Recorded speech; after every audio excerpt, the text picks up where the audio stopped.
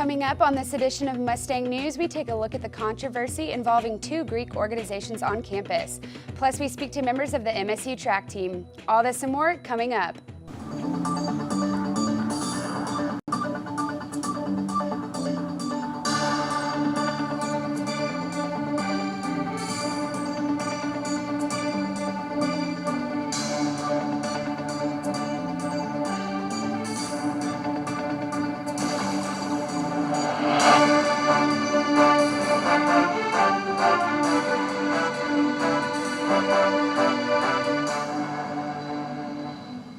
Hello and welcome to Mustang News. I'm Jacob Smith. And I'm Morgan Hare. Controversy has followed two Greek organizations here on campus after two students were allegedly punished by their organizations for speaking out against sexual harassment. We spoke with the two students that were in question about what happened. Here's more on the story. Communications senior Avery Waite was expelled from Kappa Sigma fraternity chapter here at MSU Sunday, April 22nd. According to Waite, he was expelled for standing up for a female student that was being sexually harassed by his fraternity brothers. They ultimately expelled me because I was a liability to the fraternity because of what I was saying. Waite doesn't regret what he did and is planning on appealing his expulsion from Kappa Sigma Nationals. The fraternity declined our request for a comment. Mass Communications senior Jessica Wallenberger received a threat of expulsion from her own sorority when she tweeted at the Kappa Sigma fraternity, "Ironic, considering y'all have been sexually harassing someone," after the fraternity tweeted a picture about Sexual Assault Awareness Month. Wallenberger was asked to take this tweet down by her Sigma Kappa sorority sisters. After refusing to take the tweet down, Wallenberger was threatened with expulsion from Janet Hollum, Sigma Kappa chapter advisor, even though she was days away from becoming an alum. Members of my sorority texted me and said, "Hey, can you take that down? Like, it looks really bad on us." And I said, very politely, I said, "No, like, I won't take it down, and here's why." And I explained my thoughts on the situation, and I was like, and I just don't think it's right, so I won't take it down. And then another member of my sorority texted me and said, "Hey, can you take this down? Because Kappa Sig does so many good things for us, and they're so nice to us, blah, blah, blah." And I was like, so you're telling me you want me to ignore sexual harassment because this fraternity does nice things for us? So again, I texted her back very nicely, and I said, "No, I won't take it down, and here's why." Like Waite, Wallenberger does not regret her decision to speak up about what she feels is an important topic among college campuses. Despite the threat of expulsion, Wallenberger was permitted to move on with the alumni process. Regarding the sexual harassment allegations, the Midwestern State University administrators are investigating the claims against the fraternity. For MNG Media, I'm Morgan Hare. It's always enjoyable for me to see fellow students thriving in their work, and at last week's Mustang Singers Spring Concert, I was able to do just that. Here's more on that event. As the school year winds down, many classes have major projects or performances during their last weeks of class. Some of these performances have become a tradition in some departments. This is very apparent when it comes to the Mustang Singers group that puts on their annual spring concert. Spring Flowers, as they titled it this year, showcased last week and brought lots of spectators to watch these students perform musical pieces they've been working on all semester. Dr. Dale says he wanted the audience and the students to see the final product of all the hard work they've been putting in. The Spring Flowers concert was the last concert for the Midwestern Singers group. It was, in fact, a culmination of their year's work. One of the pieces we started in early January, or the first day of school, mid-January. So it was a very difficult jazz piece, and it took us a lot of work to get where it was, and I thought they did rather well with it. Dr. Dale says that at the end of the semester, the most important thing for the students to learn is how to be challenged and how to overcome those challenges, because you come out better than you were before it all began.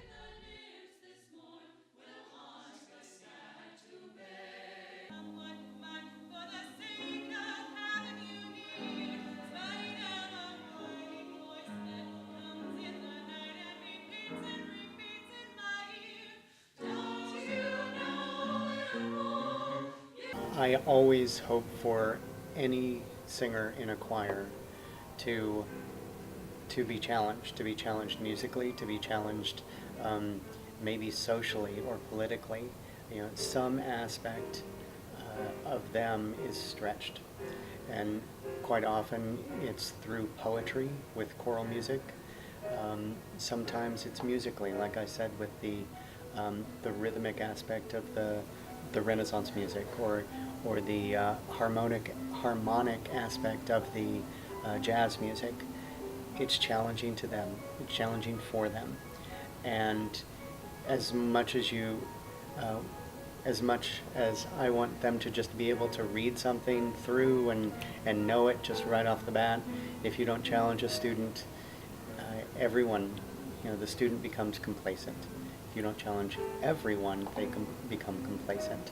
So challenging them makes them better musicians. Challenging them makes them better human beings. The students and the audience both loved being a part of the event and cannot wait to continue their musical performances in the fall. For MNG Media, I'm Jacob Smith. Speaking of spring flowers, MNG reporter Jessica Wallenberger followed a sorority planting flowers in celebration of Earth Day.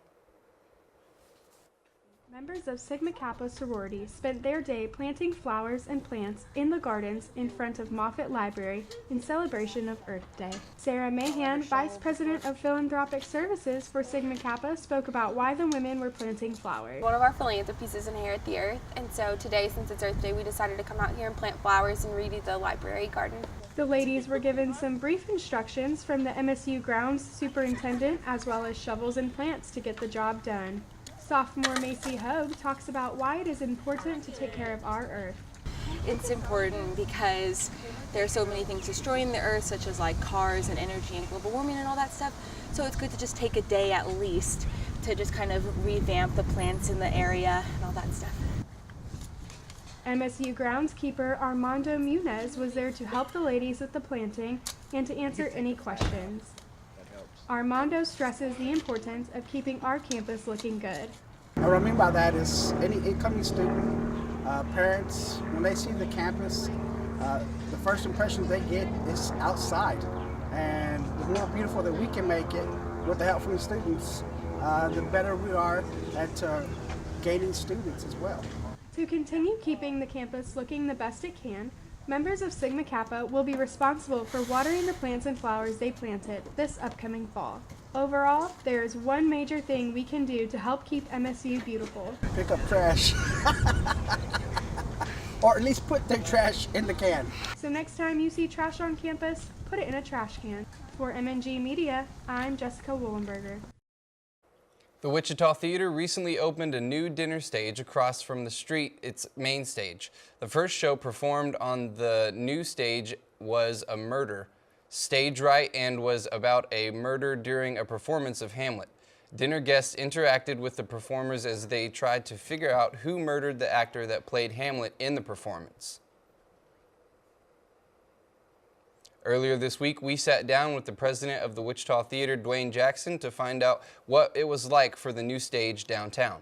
But we just found it to not be the right time to do it, and so we sold the building. We got it back first part of last year and decided, what are we going to do with it? And we said, why don't we just continue on with the idea we had 12 years ago? So we are rapidly coming to...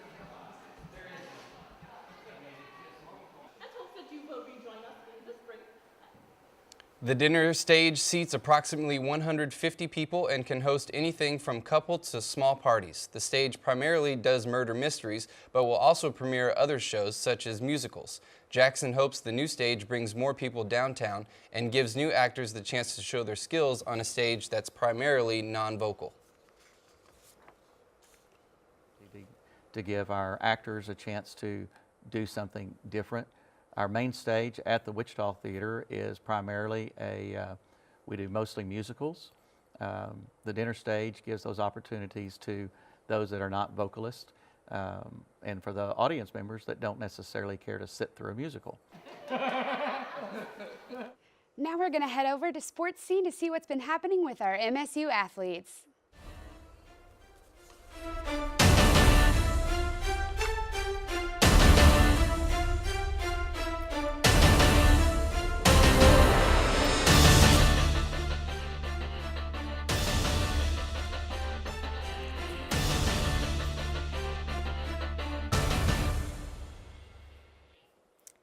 Hi, welcome to MSU Sports Scene. I'm Jessica Wollenberger. With more and more athletes dealing with chronic traumatic encephalopathy due to concussions, the discussion on safety for athletes is becoming a very big deal. It's an injury that players sometimes don't even know they have.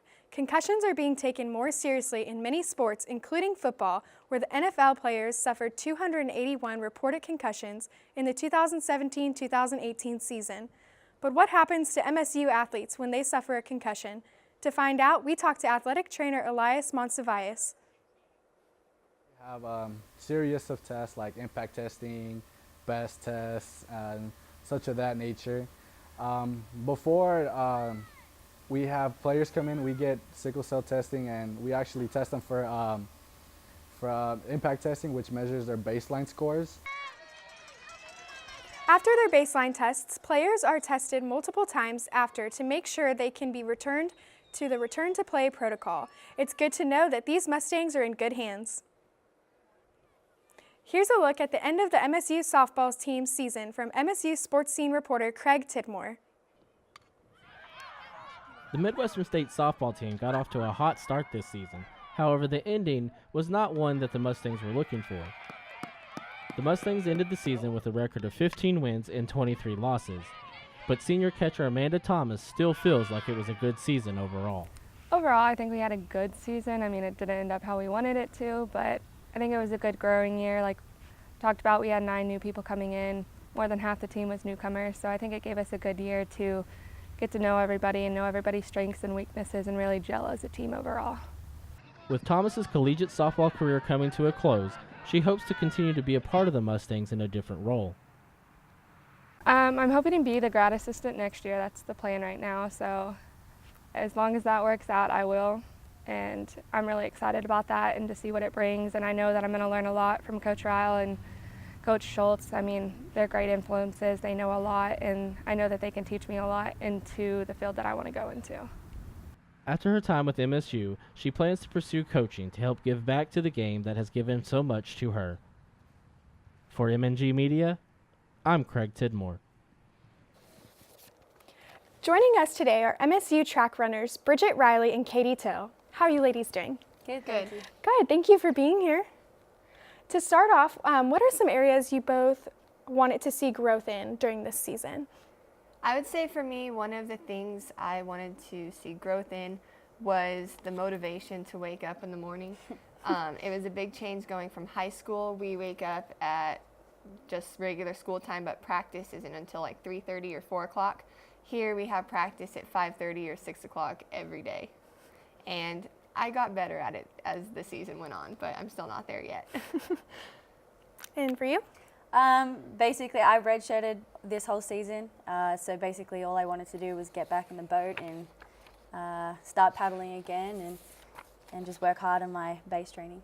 Great. And what are some goals you both have for next season? One goal I always have is to improve my times, run faster. But more than that, just keeping positive with the sport. A lot of times you see athletes burn out after their freshman or sophomore year, and I really don't want that to happen to me, so I'd like to keep positive and keep going with it. That's great. A goal for the whole team for cross-country season would be to make nationals. I think we're getting in 14 girls next semester, freshmen and juniors as well, and I think we all just have that one goal of making nationals. But kind of just, being together as a team for the whole season and not letting up. That's great. And what is it that sets Midwestern's track program apart from others? One thing I would say is we do a lot off the track. Since we do get our work done in the mornings, we have our afternoons free to do a lot of community service. We do a lot of helping out with other track programs and other kids' sports. We won the Community Service Award out of all of the MSU sports teams. So that was a couple one nice hundred thing. hours. Wow, that's awesome. And what are some of your pre-race rituals? I always eat a bagel with Nutella on it, always. But some more athletic rituals. I always pray, ask God to help me with the upcoming race that I'm going to be putting myself a lot of pain in. And also, I like to help my teammates out. People don't realize how much track is really a team sport. Even though we compete individually, if we're there for each other and everyone is there for you, it makes the whole season a lot better. Yeah. I have to shave my legs the night before the race. Otherwise, I feel like the long hair is going to impede my my race. But also, one of the freshmen, Michelle, she does everybody's hair, and it's always perfect. She does 2 little braids, and then we put it in a ponytail. That's a major thing for me. But also, before the main race that the girls, race, we get in a big prayer circle, and we just pray, just pray that God's going to be with us through the tough race, as Katie said. That's awesome. And is there anything you would like to tell the MSU sports fans about y'all's upcoming season? We're young. We're very young. We have 5 freshmen this semester, and I feel like, outnumber even the sophomores, juniors, and seniors combined. But we're very young, so stay tuned after this season. Yeah, it'll be a good season. Great. Well, that's it for this edition of MSU Sports Scene. Don't forget to follow us on Instagram and Twitter at MNG Media and like us on Facebook. Be sure to tune in next time for your Mustang news.